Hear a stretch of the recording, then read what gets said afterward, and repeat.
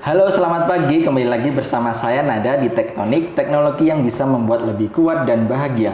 Kalau kamu ditanya, apa yang mendefinisikan masa depan? Jawabannya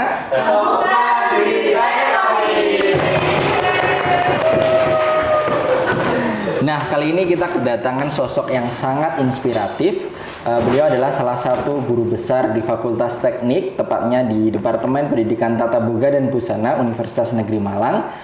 Selama berkarir, beliau telah banyak berkiprah di penelitian, fokusnya di keamanan pangan, dan juga pernah mendirikan atau memprakarsai berdirinya Teaching Factory di Departemen Pendidikan Tata Boga dan Busana.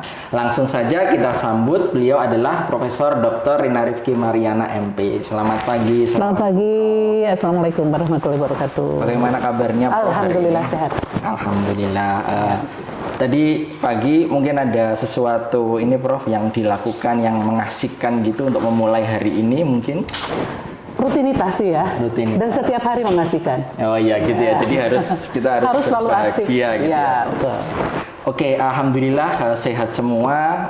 Kita langsung saja, Prof, di awal ini boleh cerita, Prof, mungkin kira-kira awal dulu bisa menekuni bidang keamanan pangan itu apa yang membuat senang ataupun menekuni riset di keamanan pangan ini, Prof? Oke. Pertama, jika kita melihat fenomena masyarakat ya, itu banyak peredaran makanan-makanan yang tanpa pengawasan dan itu jelas berbahaya. Tapi ada sesuatu ya yang membuat saya itu awal dari penelitian keamanan saya. Ya. Cerita sedikit boleh ya? Iya, silakan. Tahun 2014 saya masih berkolaborasi dengan Profesor Subandi dari MIPA. Pada saat itu ada permintaan dari Jakarta tentang minyak jelantah untuk biodiesel.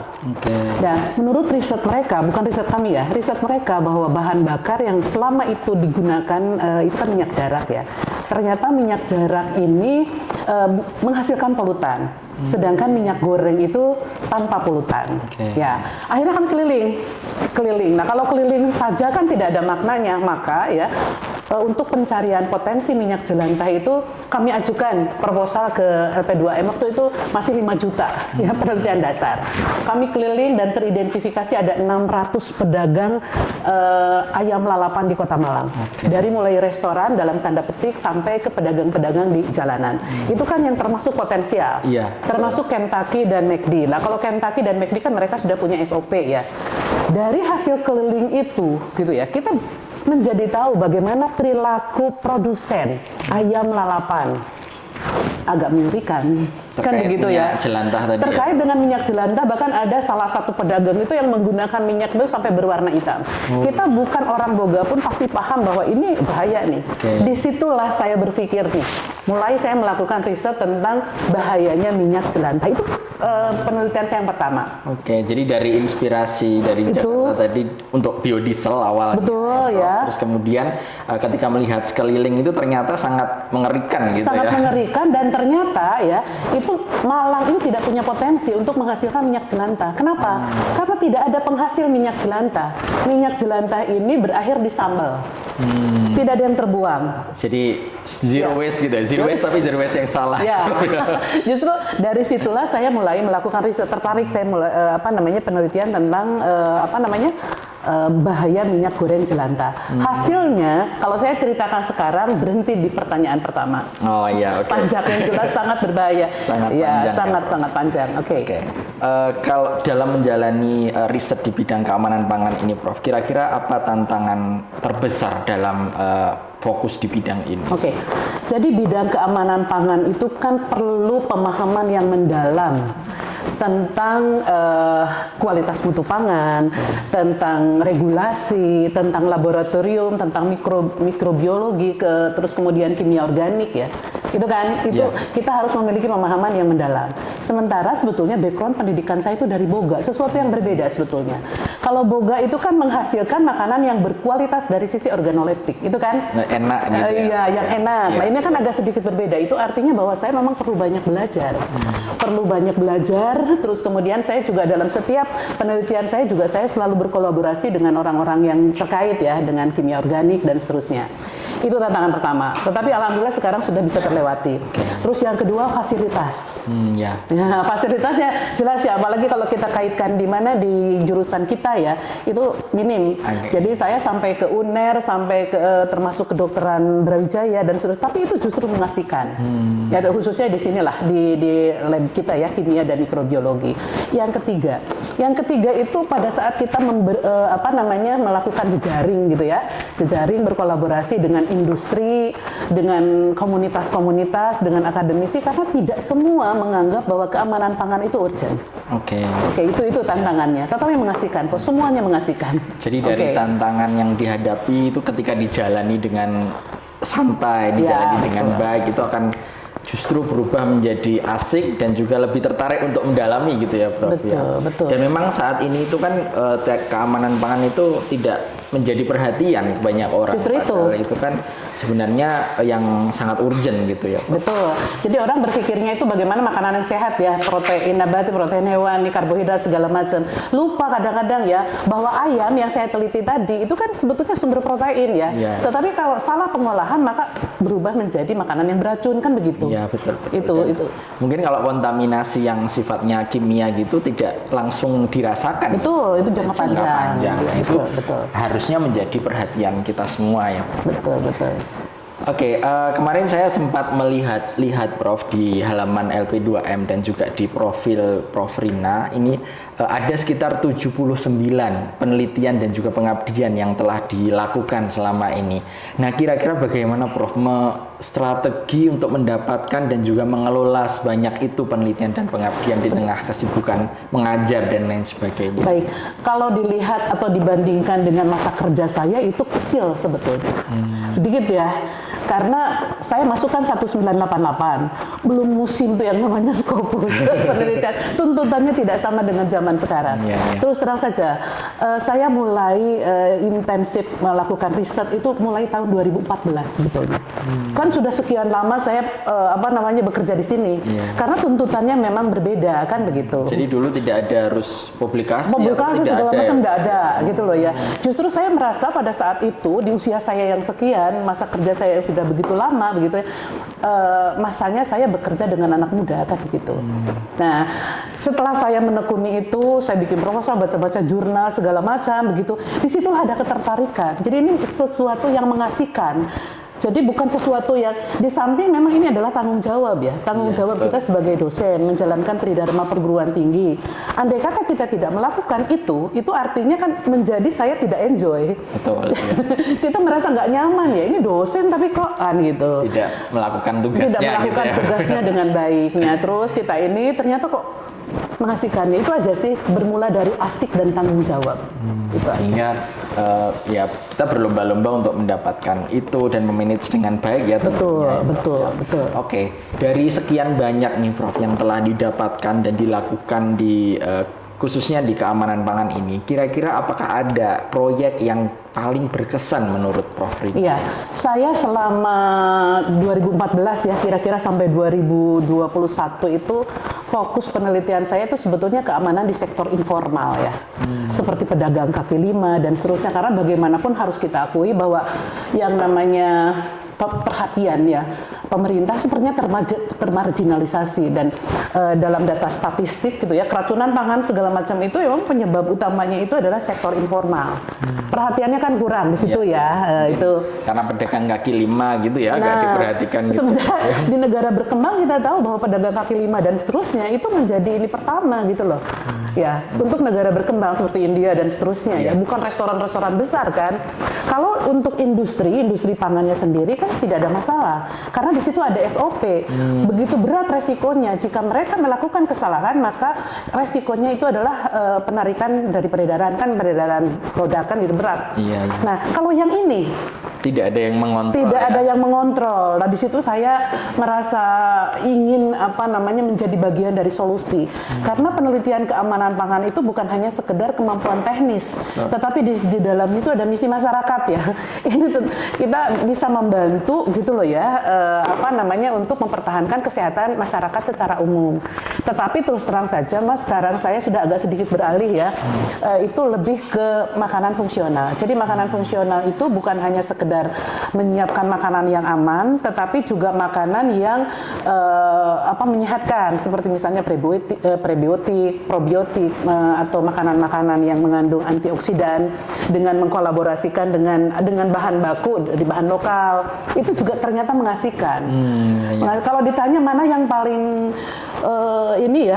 pertanyaan tadi kan mana yang paling berkesan begitu ya, semuanya kok berkesan. Semuanya ya, karena saya mengerjakan itu dengan hati gitu loh ya. Saya merasa bahwa ini penting, bukan hanya untuk kepentingan jurnal dan seterusnya yang dinikmati oleh para akademisi, tetapi kepentingan ini juga bisa dirasakan oleh masyarakat. Itu yang paling utama buat saya. Semua mengasihkan. Ya, semua mengasihkan ya, Prof. Iya, betul. Kalau boleh diceritakan lebih lanjut, Prof. Tadi kan sempat fokus ke keamanan pangan dan sekarang mungkin lagi menekuni bidang pangan fungsional ya, Prof ya. Ya, betul. Kira-kira apa sih sekarang, Prof, yang lagi digeluti, yang lagi ditekuni riset saat ini mungkin di bidang yang pangan fungsional itu, Prof? Iya. Kata kuncinya itu saya tertarik dengan diabetes ya. Diabetes itu kan di Indonesia itu nomor 3 loh ya. Dan itu mesti ada sebab. Sebabnya itu antara lain dari makanan. Antara lain misalnya gula. Walaupun ada beberapa ilmuwan yang mengatakan bukan hanya dari gula. Memang diakui bukan hanya karena gula. Dari pikiran segala macam itu juga berkontribusi kan seperti itu. Tetapi ini salah satunya, berarti salah satunya gula. Gula itu bahan bakunya apa? Tebu kan gitu. Nah di situ saya mulai tertarik. Ini di tebunya ada apa ya? Ini masalah gula itu di produk bahan bakunya, diproduksinya atau di mananya kan gitu. Itu saya tertantang untuk meneliti itu.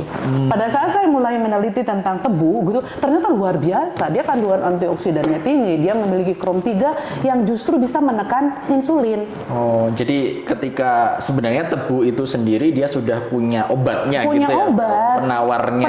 Untuk sebagai anti diabetes. Lalu kenapa setelah menjadi gula kok? Nah itu glukosa kan.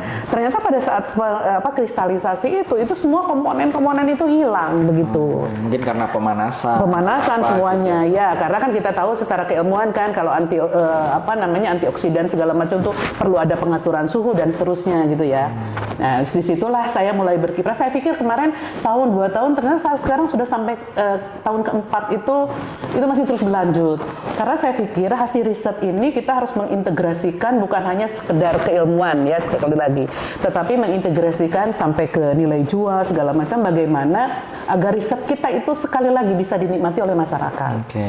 Jadi semakin digali ternyata semakin banyak, semakin menarik, semakin banyak. Iya betul.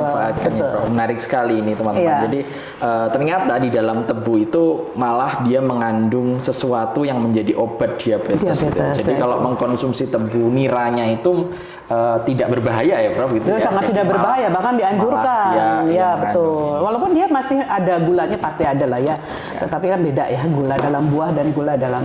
Gitu. Ngomong-ngomong terkait tadi, Prof, bagaimana bisa dimanfaatkan oleh masyarakat? Bagaimana sih, Prof, kira-kira kita memastikan bahwa hasil riset kita ini berguna dan nantinya memang bisa dimanfaatkan oleh masyarakat? Ya, hampir semua penelitian saya yang terkait dengan keamanan itu dimanfaatkan oleh masyarakat. Pertama ya, itu masalah minyak jelantah itu juga. Terus kemudian kan saya mengajukan proposal dan alhamdulillah diterima ya untuk mengedukasi masyarakat di lingkar kampus yang banyak menjual pedagang ayam lalapan saya bilang tadi. Oh iya. Nah, saya memberikan edukasi kepada masyarakat walaupun di sini tantangannya luar biasa begitu. Secara konsep kan penggunaan minyak goreng itu terbatas 2-3 kali penggunaan dengan dasar teori bla bla bla kan begitu ya. Nah kalau kita terapkan ke masyarakat jelas mereka keberatan karena ini terkait dengan daya beli. Tetapi kita sedikit banyak memberikan solusi misalnya dengan saya pernah menginikan dengan arang aktif ya seperti itu ya, itu pernah. Terus bakso saya juga pernah penelitian dapat dana juga sama dari DRTPM sekarang DPPM ya. Itu 3 tahun berjalan tentang bakso. Nah itu saya juga memberikan edukasi ke kenal Cakman ya, bakso kota yang sudah memiliki ratusan gerai itu ya. Sudah terkenal. Ya, saya menilai bahwa Cakman itu juga ini kayaknya ini cocok nih untuk mengajukan hasap begitu ya. Karena kebetulan kan anaknya namanya Pak Hadi itu juga lulusan teknologi pangan. Itu juga saya memberikan edukasi, termasuk tebu ini juga alhamdulillah ya di DPPM terkait dengan alat segala macam juga kita inikan ke masyarakat. Jadi sebenarnya dengan ketekunan dan dengan metode pendekatan yang baik itu masyarakat itu bisa ya diedukasi. Ya baik, bisa, sangat bisa. Tetapi justru masalahnya di situ edukasinya. Kalau saya perhatikan dari kebijakan keamanan pangan ya, lembaga-lembaga yang bertanggung jawab terhadap keamanan pangan, regulasinya udah oke. Tetapi permasalahan inti itu adalah di implementasinya. Implementasi itu artinya aktor-aktornya kan begitu ya. Lembaganya itu hampir tidak ada kolaborasi untuk menangani masalah keamanan pangan. Bahkan KUKP-nya sendiri di Malang itu belum ada. Di Surabaya malahan sudah ada kan begitu. Nah, ini edukasi saya mesti tanya kan ke pedagang begitu. Apa pernah ada edukasi, pernah ada penyuluhan, pernah ada pelatihan? Itu hampir mereka itu mengatakan tidak pernah. Jadi menurut saya di sini kelemahannya itu adalah masalah pengawasan dan edukasi. Dan saya berharap sebetulnya perguruan tinggi ini menjadi intermediate ya, menjadi mediator antara ini. Makanya saya bilang tadi bahwa salah satu tantangannya itu kita membangun jejaring ya ke industri, ke akademisi, ke mana lagi gitu ya. Karena tidak semua orang itu menganggap urgent untuk masalah keamanan pangan. Itu masalahnya. Sangat menarik. Jadi di atas sudah bagus sebenarnya aturannya, tapi mungkin ada tumpang tindih juga ya, Pak? Ada tumpang tindih regulasi tupoksi ya, tumpangnya. Sampai bawah tidak ada pengawasan. Tidak ada pengawasan. Oke, sangat menarik. Jadi mungkin memang keamanan pangan ini sebenarnya masalah yang urgent tapi masih kurang digeluti ataupun diperhatikan gitu ya, kurang diperhatikan. Mungkin nanti kalau sudah ada kasus keracunan atau apa baru mungkin sebetulnya keracunan pangan itu sudah sering terjadi begitu ya. Tetapi itu loh ya, sektor informal itu sepertinya menurut saya itu ini termarginalisasi. Saya pernah juga ya riset di saus itu loh ya. Cerita ya sedikit ya, saus ada 5 merek saus di Malang itu. Saya masuk ke pabriknya, pertama itu terkunci. Karena mereka menganggap bahwa saya ini orang Pemda yang mau minta duit gitu loh. Maaf ya, ini masalah kebijakan saya terlalu ini. Gitu loh ya. Nah, itu tetapi setelah saya jelaskan bahwa ini dalam kaitannya dengan macam-macam lah, dengan argumentasi yang mereka bisa menerima, ya baru mereka terbuka. Dan ini juga penyalahgunaan bahan, terus kemudian bahan-bahan berbahaya ya, seperti formalin, rodamin B, segala macam itu acap kali masih digunakan di masyarakat. Ya, sangat menarik sekali, mulai dari tadi minyak jelantah, kemudian ke bakso, kemudian ke saus ya Prof ya. Banyak dan masih banyak lagi jajanan-jajanan lain. Terus kemudian ke gula, diabetes, dan juga tebu ternyata juga bisa menjadi penawar dari diabetes itu. Beralih dari penelitian Prof, kita beralih ke teaching factory Prof. Dulu kita pernah punya teaching factory di Departemen Pendidikan Tata Boga dan Busana, yang menginisiasi adalah Prof Rina. Kira-kira gimana Prof awalnya menginisiasi teaching factory ini, dan kira-kira apa sih harapannya Prof dengan adanya teaching factory ini? Begini sebetulnya ya, sebelum istilah TEFA ini trending begitu ya, saya berpikir bahwa tanggung jawab kita sebagai akademisi itu adalah yang utama tuh bagaimana kita meluluskan mahasiswa yang qualified, yang punya kualitas dan bekerja. Walaupun sesungguhnya di negara maju itu kan tujuan utama kuliah itu untuk meningkatkan value, wawasan dan tapi tidak bisa dipungkiri bahwa mereka kuliah itu untuk mencari kerja. Betul. Iya kan itu ya. Dan kita harus bertanggung jawab untuk itu kan gitu ya. Nah, pikiran saya, orang mahasiswa masuk ke jurusan tertentu, kita kan S1 Pendidikan Tata Boga. Apakah yakin bahwa semua mahasiswa itu memang berkeinginan untuk masuk ke S1 menjadi guru? Iya, tidak semua kan seperti itu. Yang kedua, nah sekarang untuk ini guru itu ya, formasi guru itu gimana? Kan tidak bisa menjaring semua ya, semua. Tidak bisa menampung semua lulusan kita. Nah, terus salah satunya kita kan boga itu ilmu terapan. Prinsipnya itu bagaimana kita bisa menghasilkan lulusan gitu loh ya, yang bisa bekerja dan relevan menjadi guru atau di bidang boga. Di bidang boga itu apa? Artinya kan kewirausahaan. Dan bagaimana kita bisa menumbuhkan jiwa kewirausahaan kalau mereka tidak dilatih di situ. Teori kita tidak mampu. Betul. Jadi kan konsepnya teaching factory sebelum ada di dalam aturan itu adalah pembelajaran berbasis industri yang terintegrasi dengan kurikulum kan begitu. gitu. Iya. Jadi nggak bisa sekedarnya.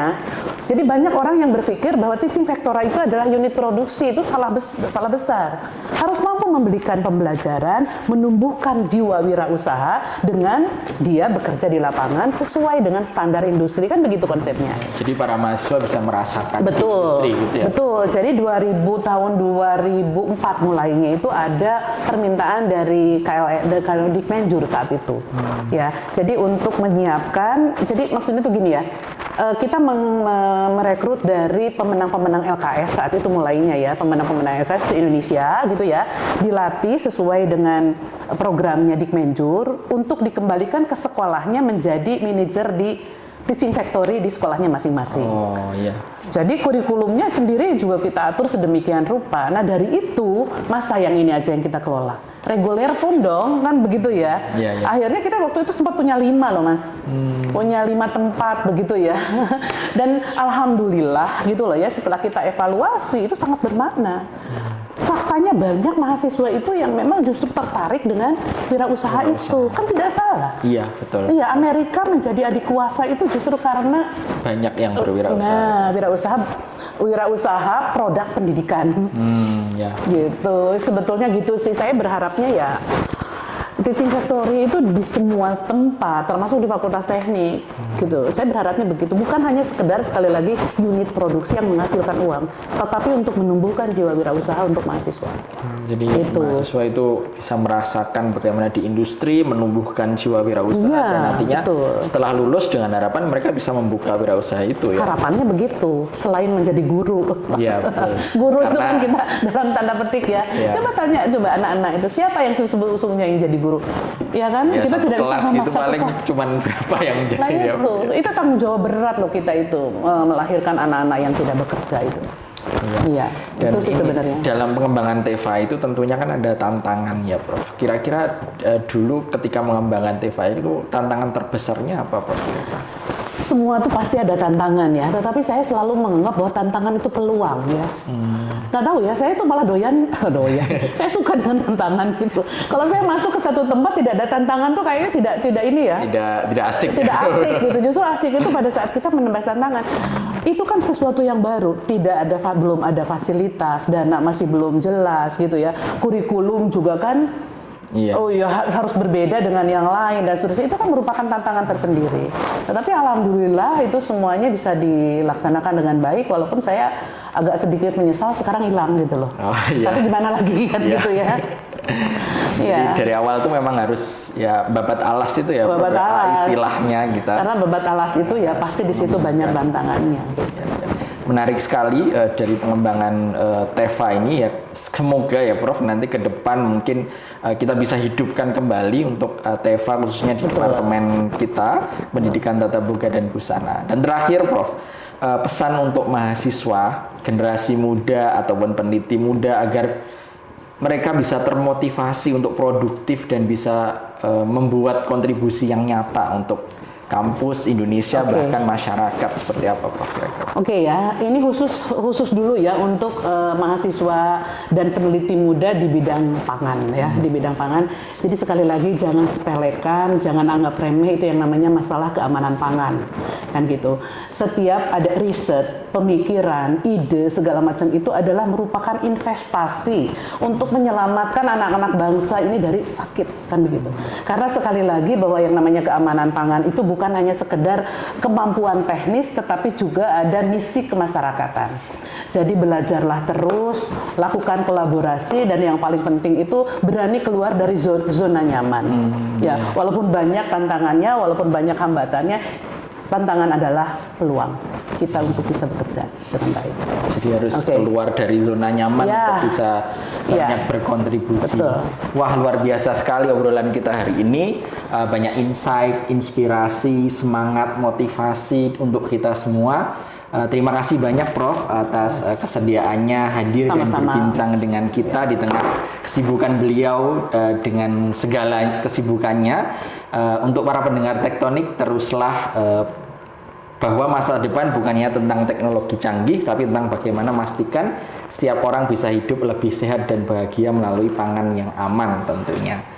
Podcast ini akan terus hadir membawa obrolan bermakna, inspiratif seputar dunia pendidikan dan masa depan. Tetaplah terhubung dengan masa depan. Sampai jumpa di Tektonik selanjutnya.